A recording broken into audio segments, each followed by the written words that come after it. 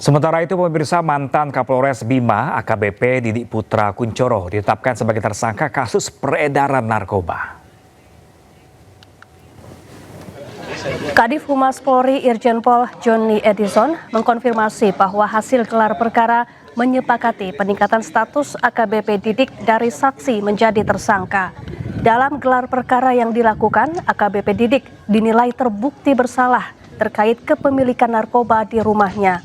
Penyidik akan segera melaksanakan proses hukum lebih lanjut dan tersangka dijerat dengan pasal berlapis.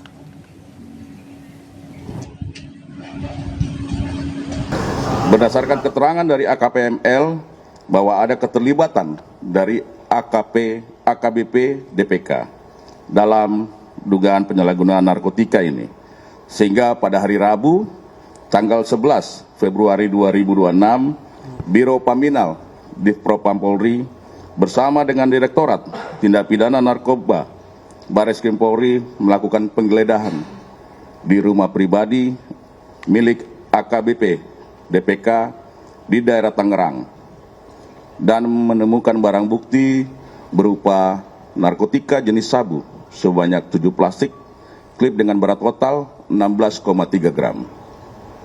Narkotika jenis ekstasi sebanyak 50 butir, pil aprosolam sebanyak 19 butir, pil Happy Vibes sebanyak 2 butir, dan terakhir ketamin sebanyak 5 gram. Khusus terhadap AKBP DPK telah ditetapkan sebagai tersangka dan dikenakan pasal 609 ayat 2 huruf A Undang-Undang Nomor 1 Tahun 2023 tentang KUHP, Junto Undang-Undang Nomor 1 Tahun 2026 tentang penyelesaian pidana, dan pasal 62 Undang-Undang Nomor 5 Tahun 1997 tentang psikotropika.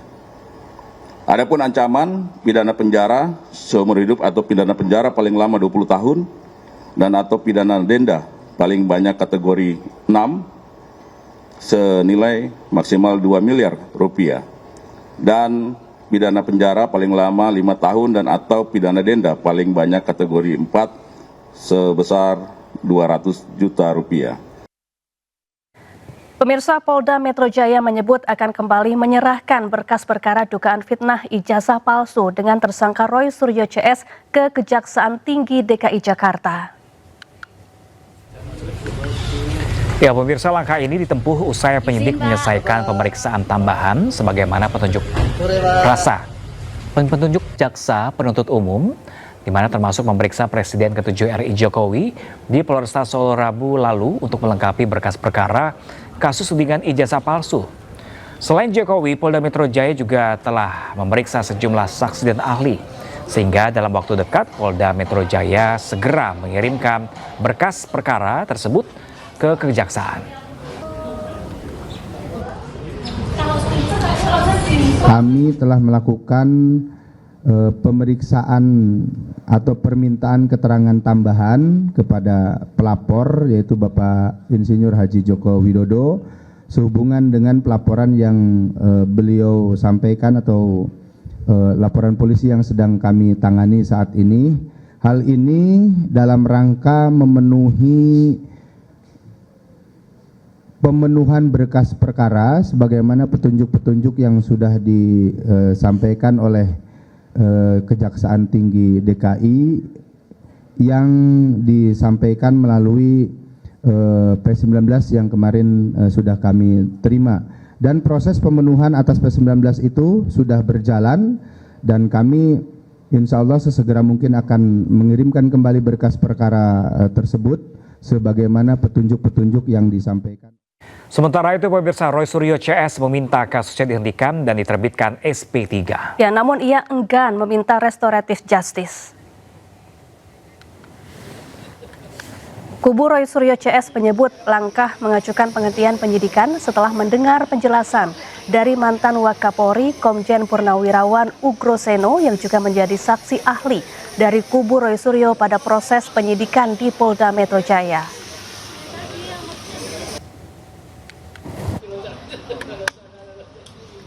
Karena sebagaimana diketahui SP3 itu bentuknya adalah surat penghentian perkara ya gitu, atau surat penghentian penyidikan. Itu perintah.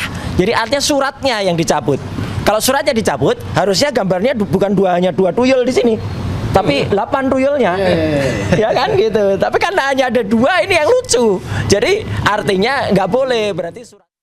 Ya, berulang kali Presiden ke-7 RI Joko Widodo menyebut kasus fitnah ijazah yang menjerat Roy Suryo CS harus tetap berlanjut. Iya, pemirsa, Jokowi menyebut pintu maaf selalu terbuka, namun hal tersebut adalah urusan pribadi. Sementara urusan hukum akan tetap berjalan. Izin, Pak. Di tengah semakin memanasnya kasus fitnah ijazah di mana Roy Suryo minta penyidikan dihentikan, Jokowi kembali menegaskan bahwa proses hukum harus tetap berlanjut. Ada peluang untuk memaafkan mereka bertiga ya Pak? Gak ada masalah, memaafkan kan urusan pribadi, urusan hukum kan lain. Misal mereka datang seperti Egy Sujana ke kediaman seperti apa Pak? Kan misal.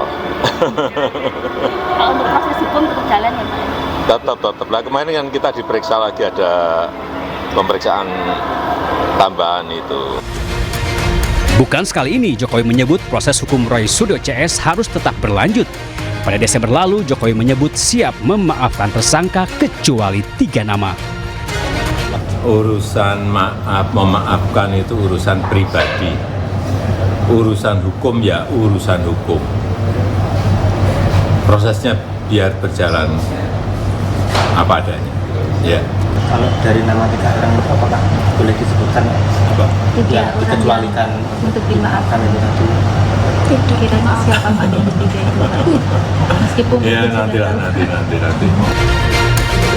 Pernyataan yang sama kembali dilontarkan usai polisi menghentikan penyidikan bagi Egy Sujana dan Damai Hari Lubis dengan menerbitkan SP3, di mana keduanya sebelumnya bertandang ke kediaman Jokowi di Solo, Jawa Tengah.